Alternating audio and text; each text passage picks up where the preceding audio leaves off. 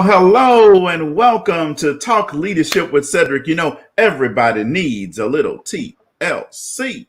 Talk Leadership with Cedrick is where we focus on leadership and personal growth with business leaders, educators, and local thought leaders. Our goal is to introduce our audience to leaders who are making an impact with innovative ideas. You know, our guiding leadership principle is the law of contribution, which says growing yourself enables you to grow others. See, you can't give what you don't have. So first, you must grow yourself in order to grow others. We believe outstanding leaders like yourself will help us help others. So tonight, we have another dynamic leader with us. You know, every week I like to do a proper introduction of my guests, and tonight is no different. I'm going to do a proper introduction, and her name is Ms. Robin K. Butler. Now, you can't just say Robin Butler. That's just everybody else. Her name is Robin K. Butler.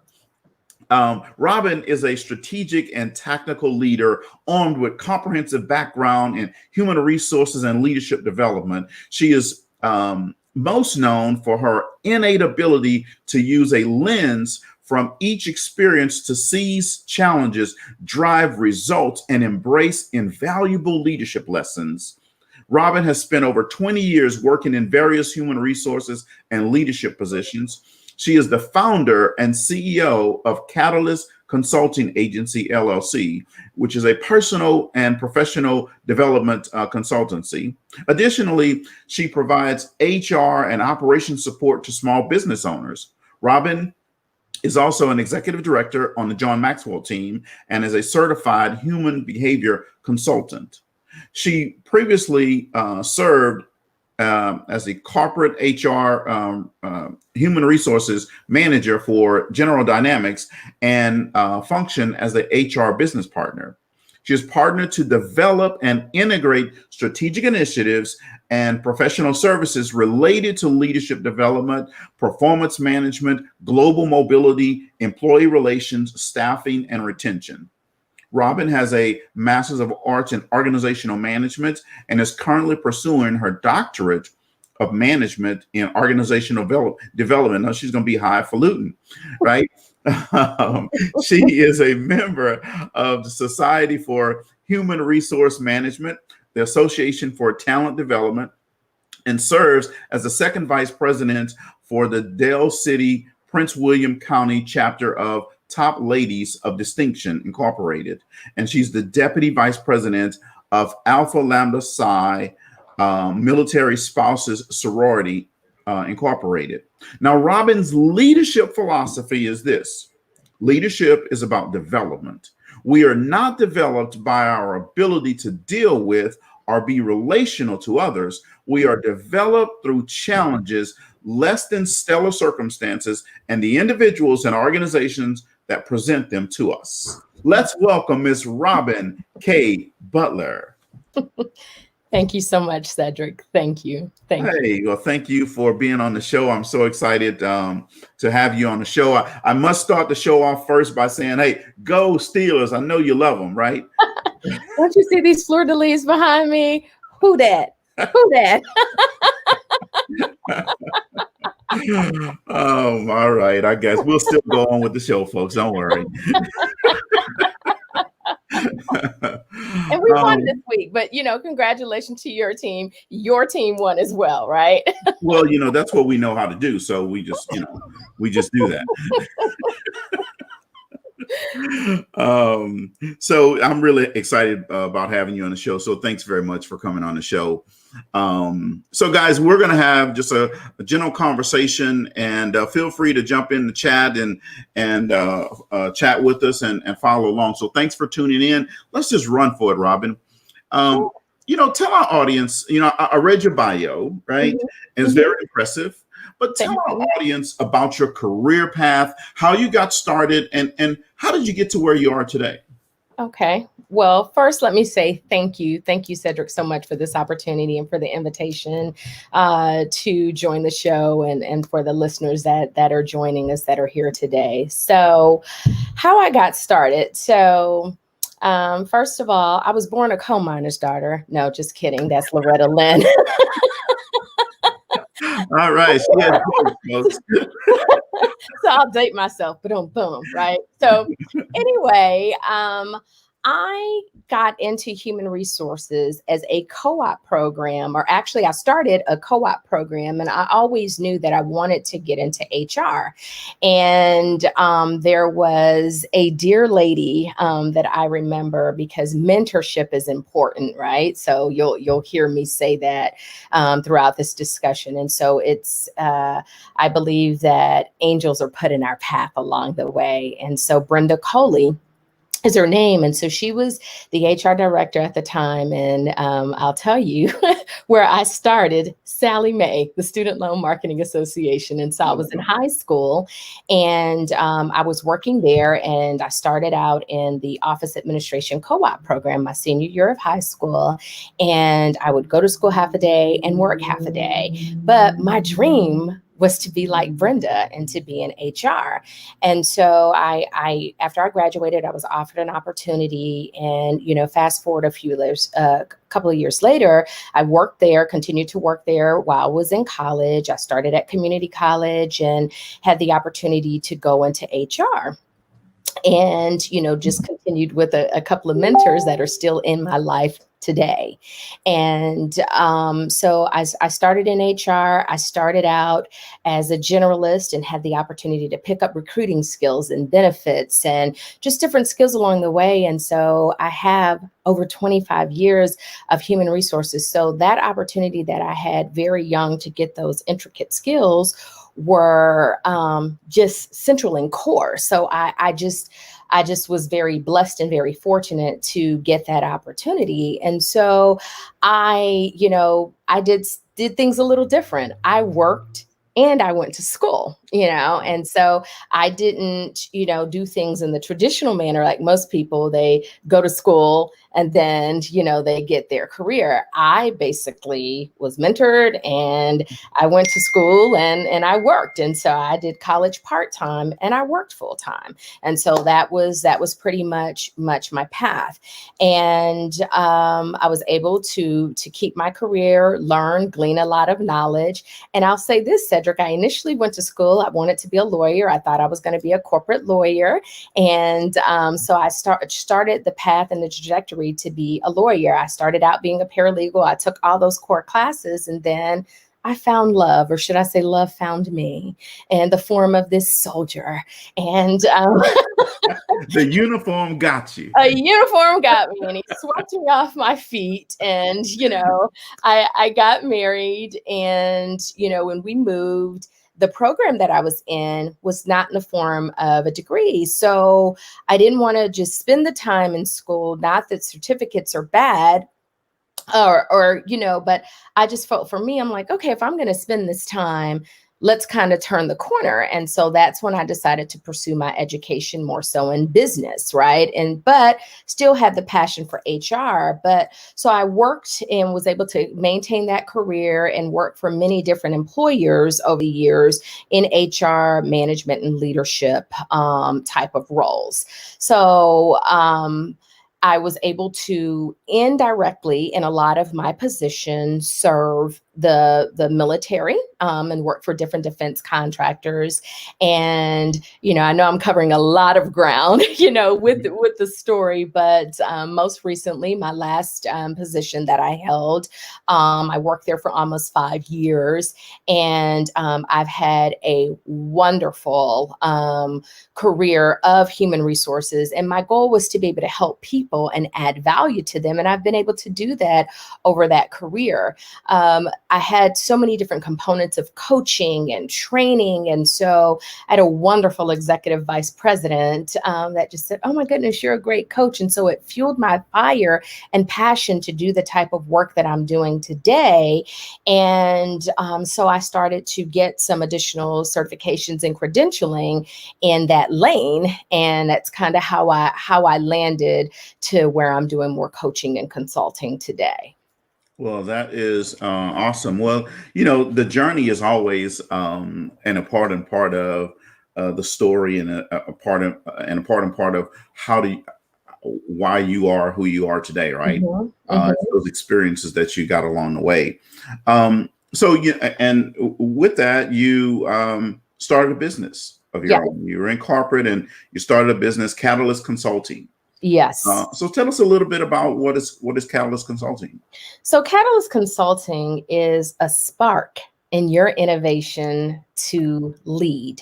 So Cedrick, from some time that we've spent together, doing accountability and then the Black Entrepreneurs Institute, I love to wordsmith. And the lead on that, the L is learn, the E is enrich, the A is aspire, and the D is discover.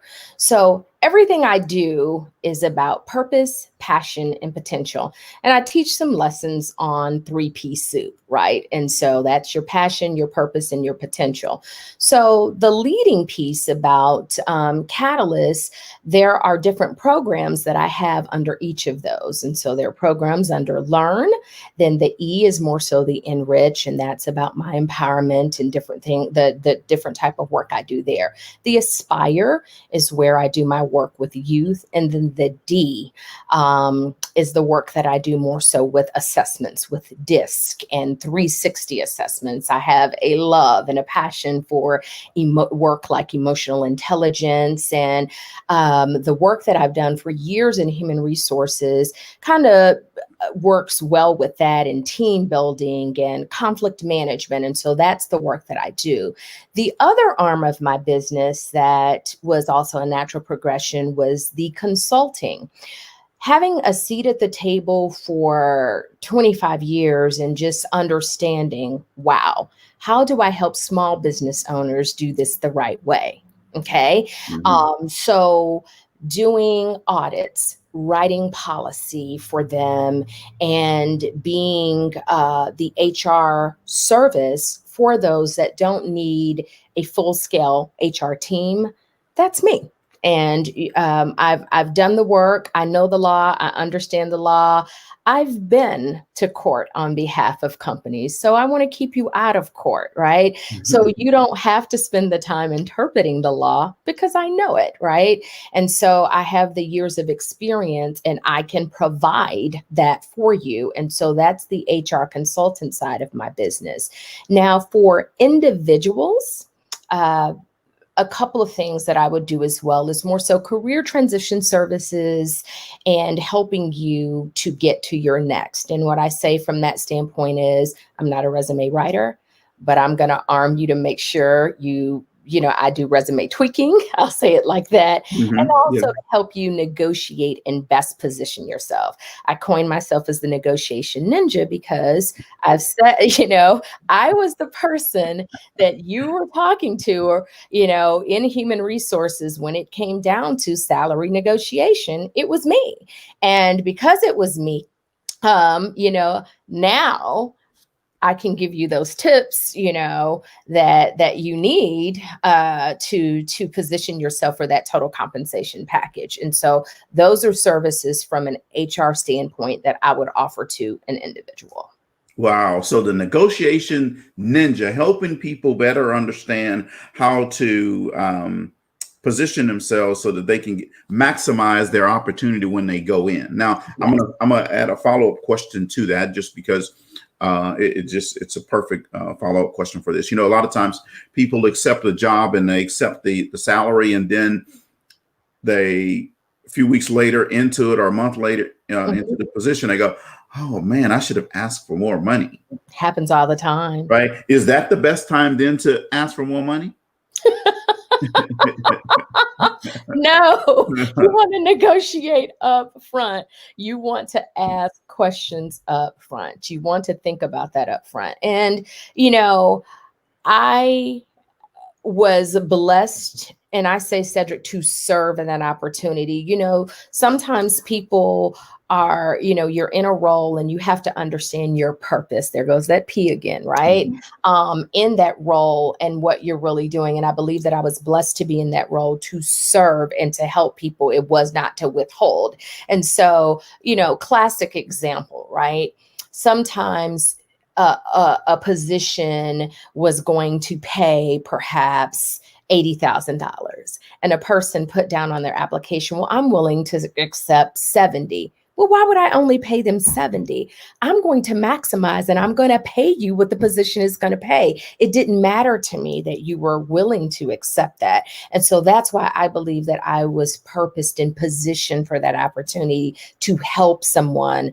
And that's the type of HR leader that I was. And so everyone is not that way, but Yes, I know. that is why I believe that I was positioned for that type of opportunity, because everyone is not going to do that, as I said. So. Sure. Yeah. So let's add some value to someone, because someone may be listening and saying, "Oh man, this is an HR person. I'm in this position right now." Mm-hmm. So for a person that is getting ready to negotiate this salary, mm-hmm. what are some of the things that they can do on their own to help them to set themselves up to have that conversation, before they accept the position? So do some research, okay? Understand what market value is for the role.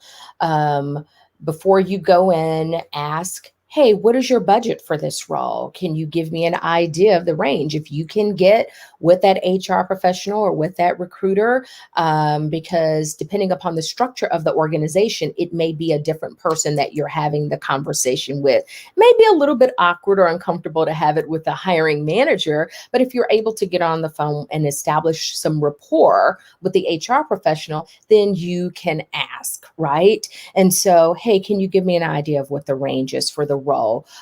What is budgeted? And that gives you a better understanding. So things have changed a little bit with equal pay, right? Some legislation, depending upon the state that you abide, Cedrick, you know, people can't even require you on the application any longer because, you know, say you were making, Cedrick, $100,000, and then I was only making 75 for a similarly situated role, and they're only going to pay me as a female that. And so they wanted to kind of wipe that out. And so even on applications, you know, some states are not even requiring you to put that information out. So you want to do your research. So on your own, do your research for your area. That way you can try to get the best price. And so I tell people also, don't get caught up only in the number. Look at the total compensation package. What are the non-monetary things that you may want to look at? Okay. So what are the other things like 401k? Yes, that's money. Do they do a match? What's the percentage of the match? What are the other benefits that the company may offer? So those are the things that you want to try to become as knowledgeable as possible about before you accept the offer. And then you look, is there a bonus involved? And so those are the other things that you want to think about before you just jump out there and just accept or say, this is not enough money or whatever. So I just tell people, look at the total compensation. And so get as much information as you can, you know, so Glassdoor is another place that you can go, because some people will put out there what they were making. So people put they were happy. They will also put that they were unhappy with their organization. So the internet, you know, sometimes it's very good and sometimes it's not as favorable, you know, to us. But that's, you know, research is really right at our fingertips, you know. Yeah. Well, that's awesome. Well, adding value is a part of this show and a part of this process. I know that that is going to add value to someone. I see that Carmen Norris actually she raised her hand and said, "Me, that's going to help me right now." So perfect, right? We want to. That's one of my cousins. We want to add value to people as much as we can. So why is this is perfect segue to my next question? Okay. Why is adding value to other people so important to you? Oh my goodness. It is something I'm very passionate about, and it's what I want to do every day. You know, my mother would say, I have so many phrases from my mother and father, right, in growing up. And so my mother and father would always say, you're blessed to be a blessing. right? And I just believe, when I entered human resources many years ago, I always said, well, I want to be in a role and in a position where I could help somebody. And so I always said that of my career. And so being able to add value, if I was not adding value, why do I exist and why am I here? It's not about me. It's about others and being able to do something for somebody else. And I believe that, if I'm able to, do something for somebody else, and, I'm going to be taken care of. And I've just lived my life, that I'm blessed to be a blessing. And that's what I exist to be, is a blessing to my family, to my friends. And that's why I was put on earth, and I live my life that way, Cedrick. Well, that is awesome. That is always going to be a fulfilling life. I love that. I'm blessed to be a blessing. That is awesome. So, Catalyst Consulting. Why should someone contact Robin K. Butler at Catalyst Consulting? Why should you contact me at www.catalystconsultingagency.com? I do voiceovers too. So anyway, just thought I'd get that in really quick. So that was good.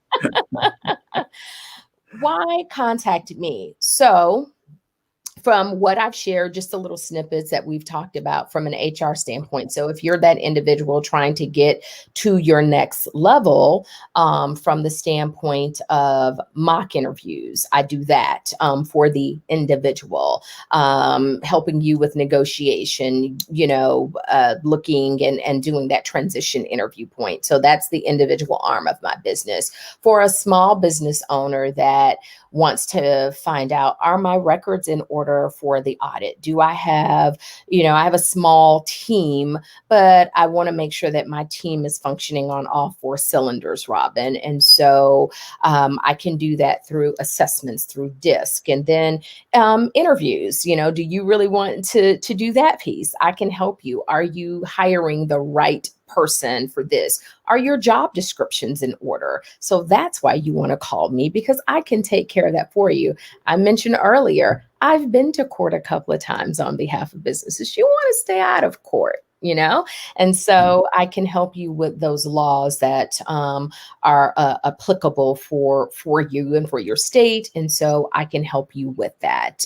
So that's what I've gone to school for. That's what I'm educated in. And so that's what I want to take care of for you, for the small business owner. And so that's the HR arm of my business. For the leadership side of it, I love leadership, and that training. So I would sum up, I'll say this: tonight is brought to you by the letter C, because it's Cedrick.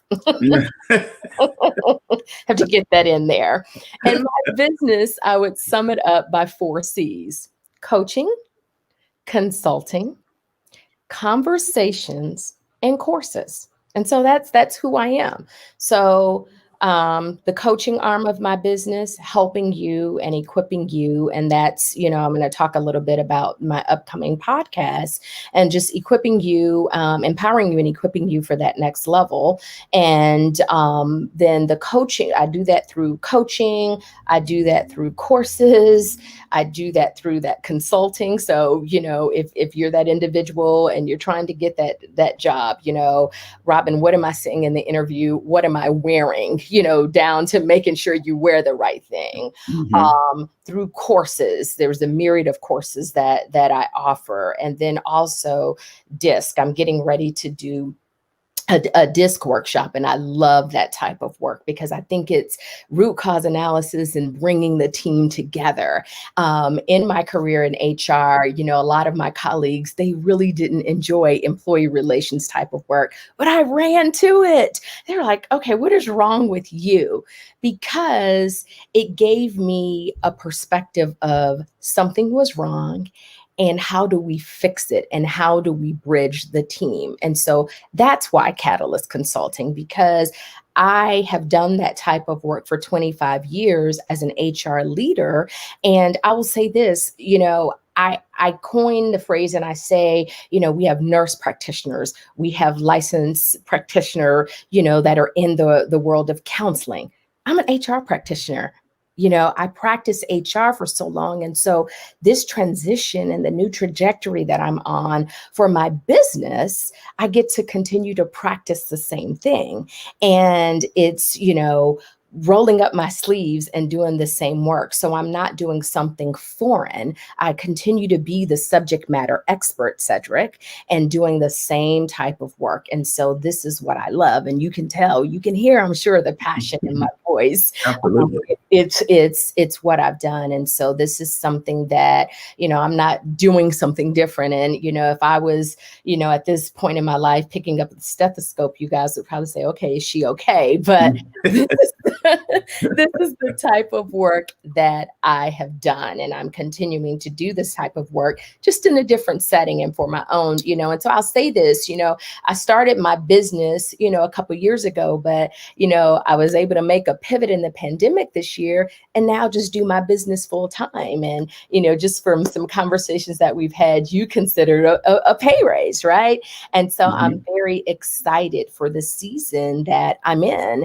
And, I'm rejoicing about the season. So I'm very excited.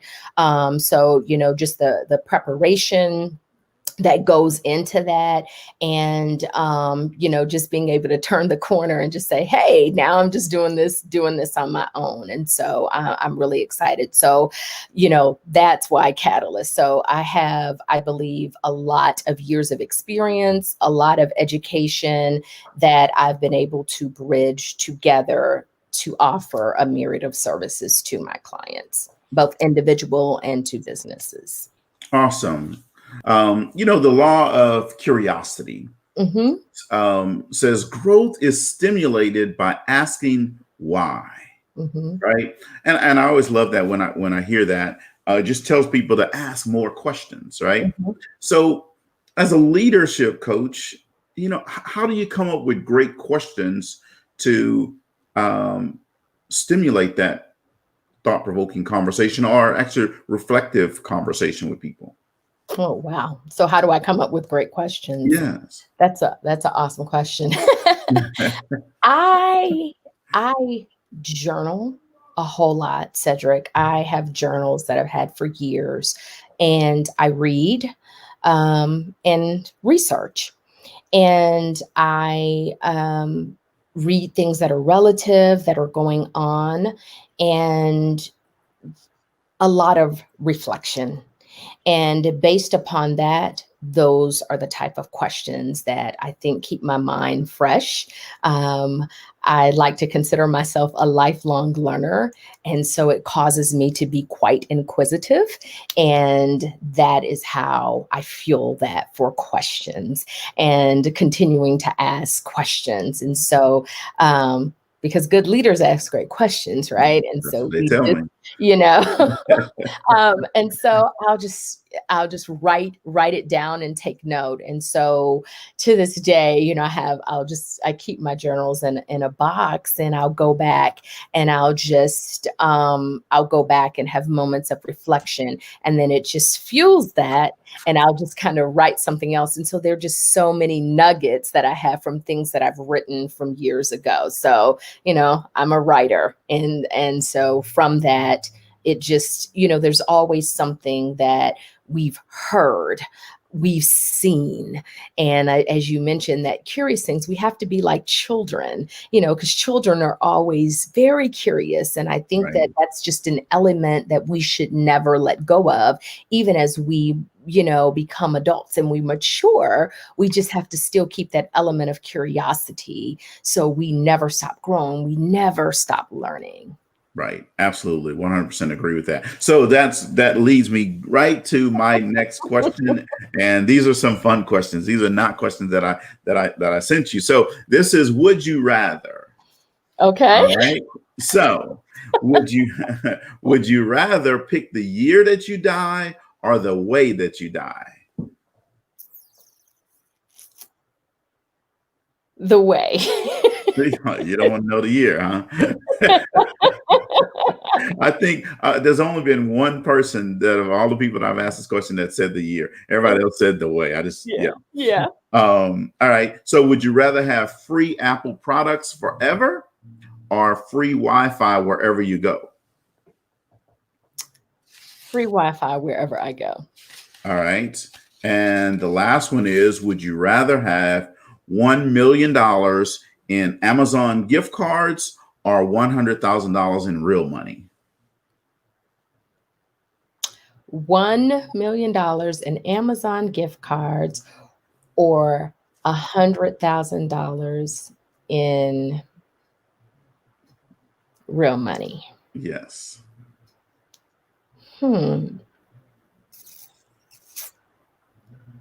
That's a tough one. Good leaders ask great questions. They do. $1 million in Amazon gift cards Yes. or $100,000.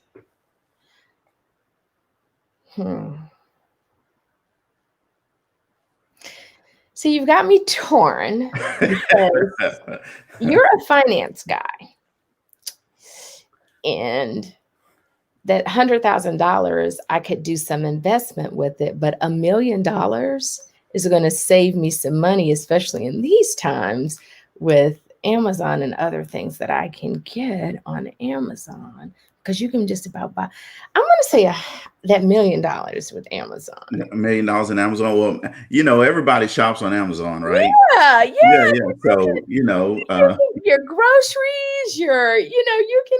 Everyone shops on heck, Amazon. you can even buy a house on Amazon now. So, I think I'm gonna go with $1 million. Yeah, there you go. It's almost like real money, really.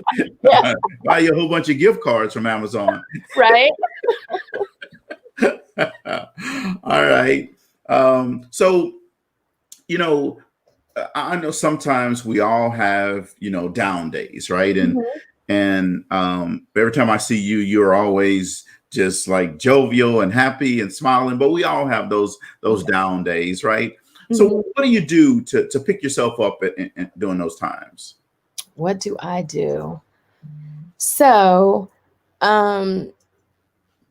one, I try to focus on something that we've coined from a familiar mentor, and that's the rule of 5. And I really have been trying to reflect and go back on that on a daily basis. And so, Cedrick, and I really believe in the principles. I talked about being a blessing I'm blessed to be a blessing. And I really also believe in the principles of sowing and reaping. And sometimes people think of that from a standpoint of money, and it's not, right? And there are so many other ways we can sow our time, we can sow our talent, and then there's also treasure, right? And so when I think about the rule of 5, I think of it, and here comes that acrostic again, right? And so when I really try to focus on this, and mine is reap, okay? But it starts with the W. And so these are the 5 things that I try to do on a daily basis, and I try to make them core.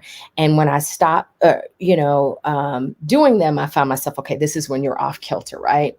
And so here they are. So the W is I write every day. The R is I read every day.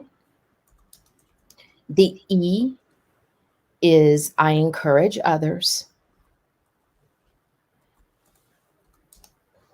The A is I apply new knowledge. And the P is I pray for others. And so that's my reap.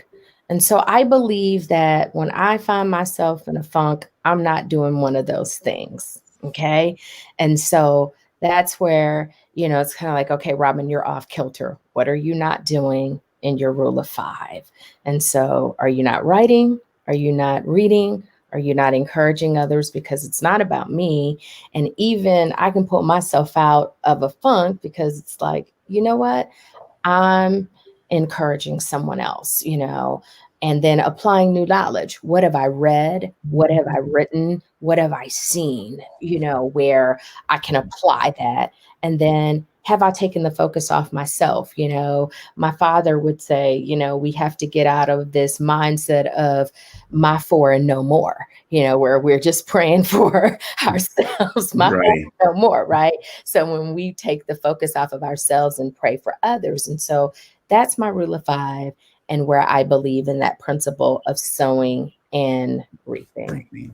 Well, that's an awesome rule of five. So you said write every day, read every day, encourage someone every day, apply what you're learning every day and these principles in your life, and then pray every day. I really like that. That's an awesome rule of five to have. So what's one of the most defining moments of your life so far? So one of the most defining moments of my life was in 2014.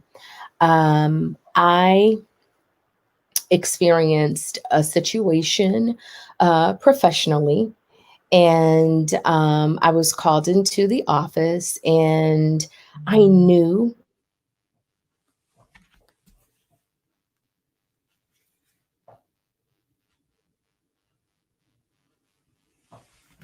So looks like we might have lost Robin for a little bit here.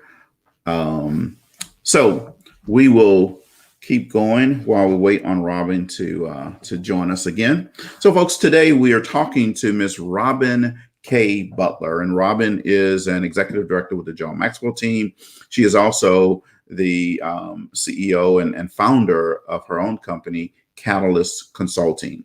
And she's been talking with us today. Awesome, you're back. All right. I don't know what happened. I could hear you, but I just couldn't see. You know what happened is those fleur-de-lis just messed up everything. That's what it is. You need to put that Steeler crest behind you, and so we don't have no problems. Okay. So back to what we were talking about as far as defining moments. That's where we are, Mr. LaFleur. So defining moments. In 2014, I was called into an office with one of my senior vice presidents. And I was working for an organization. I was an HR director for them. And, some things, budget cuts had gone on. Well, actually, we had acquired new business. It wasn't a budget cut. We had acquired new business, and we were having a location on the West Coast, and there was going to be a build out. And originally the president of that division said, Robin, you're going to have to pick up your traveling and, put on your traveling shoes. You're going to be having to travel. My husband was deployed at the time. He was in Afghanistan. And they said, Robin, we're going to need you to do a major layoff. And I said, okay, we had the government had changed some of the business before. And with that, I had to do a layoff. And so it's kind of like, oh, you had gone through this, everything was done and handled so well. We need you to handle this. And I said, okay. But Robin, after this layoff, your position's going to be eliminated. So I had to lay off 70 people. But I tell this story, Cedrick, because it was a defining moment. I was number 70. So just think and imagine sitting there where you're the HR director and you have to go through a 3-phase layoff and prepare everything and then bow out gracefully. So this is the twist, Cedrick. I couldn't tell anybody that I was impacted. So going through this, it was a 9-month process. Oh, wow. I had to go in every day. And I have a dear friend, Todd Graves, and we used to work together at another company. And we used to talk about the sparkle and the shine element. And so every day I went into that organization and I sparkled and I shined. And it was tough, but I learned, Cedrick, who I was and who I was not. After a month, I was able to tell my team, but I had to swear them to secrecy. So these are the things that are defining moments for us as leaders that make us who we are and we understand. And so I share that, my grandmother was blind. And she wasn't blind from birth, my father's mother. And one of her favorite songs was Amazing Grace. And my grandmother used to say, Cedrick, well, God opened my blinded eyes and he enabled me to see. But when I was a little girl, I was just like, well, what is she talking about? Because she can't see. But the vision that my grandmother spoke of, Cedrick, was through the eyes of God. It wasn't a natural vision. So I went through that situation and that circumstance. And so I began to think about the grace that my grandmother spoke of, because it was only grace that carried me through. Because remember, I said my husband was gone. So I went home every day by myself to the walls of my home. I was an empty nester. We were empty nesters. Our daughter is an adult. And so I was by myself and I'm just like, okay, what am I really going through? But that circumstance was so defining for me as a leader.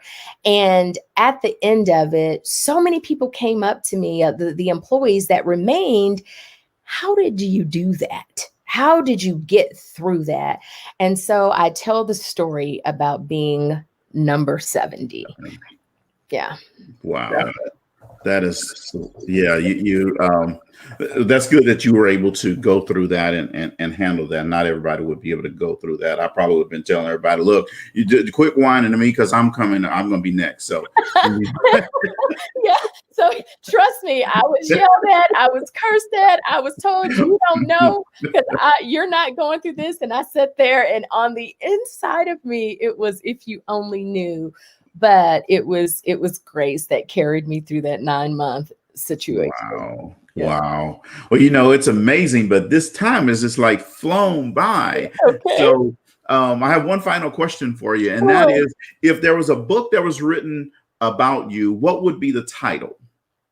Metamorphosis. Metamorphosis. Okay. And then, well, I'm going to ask you a follow-up question on that. So Metamorphosis. And then what would the short summary would say about you? The benefits of transformation. The benefits of transformation. Mm-hmm. Okay. I like that. Metamorphosis, the benefits of transformation.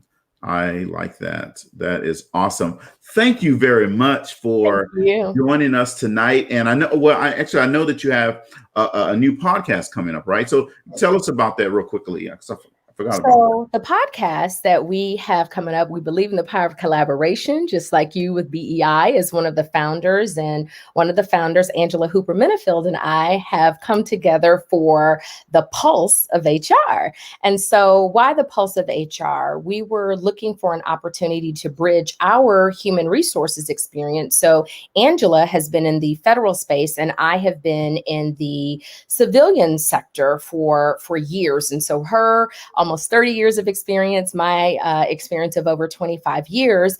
And we wanted to have a space for HR leaders, HR professionals. And so we've come up with the Pulse of HR, where our goal is to curate conversations from the heart of HR with honesty, equity, accountability, resiliency, and transparency, and empowering you and equipping you for your next level. So it's www.thepulseofhr.com. You can go ahead there and follow us there for more information. And then also my website is up, www.catalystconsultingagency.com. And you can connect with me. My website is under construction, but you can definitely connect with me there for more information and definitely follow me if you're interested in getting more information from me. But yes, we're excited about the podcast launching. Angela and I are both very, very excited about that and everything that's coming. We're going to do some things on our own. We're going to have guests. And so we're really excited about the collaboration on the podcast. Wow. Well, that is awesome. Angela is awesome. And I know that you're awesome. So I know it's going to be a great collaboration. Thank you again for coming on Talk Leadership with Cedrick. I always enjoy when I bring on powerful guests like yourself to come onto the show. So I enjoyed it. Folks, you know what? Tonight is not over yet. Tonight is just young. So at 6:30 p.m. Central Time, I want you to just dial right over next door with me on the Empowered Living Network. The Black Entrepreneurs Institute has a live show. I'm one of the 4 partners of this institute. And tonight we're going to have an exciting guest. He's a personal friend of mine. He's the vice president of sales at Cardinal Health. His name is Ken Thornton. He's going to be on our show tonight. So look, if you want to see a dynamic leader, get on over there. I'm telling you, you're going to enjoy it. All right. Then come right back here at 7:30 on Facebook and listen to my daughter, TK, with Talk with TK and her Mindset 180 Academy. It's all about fixing this right here, folks.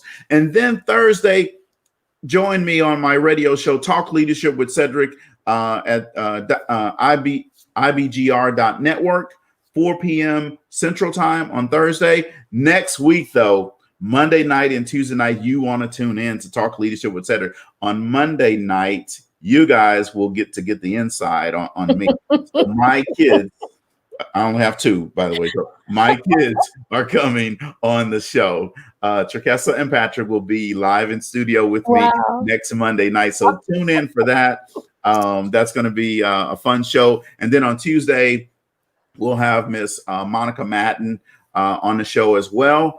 And so we're just going to have a good time all next week. And I'm looking forward to both of those shows. So, guys, I want to leave you with this. If you're on the table, if you're not at the table, you are on the menu. Don't be on the menu. Thank you very much. And tune in to the Empowered Living show here in the next few minutes and listen to the Black Entrepreneur Live. Thank you, Robin K. Butler, for coming on the show. Awesome. Go Steelers. Thank you so much. Who dat?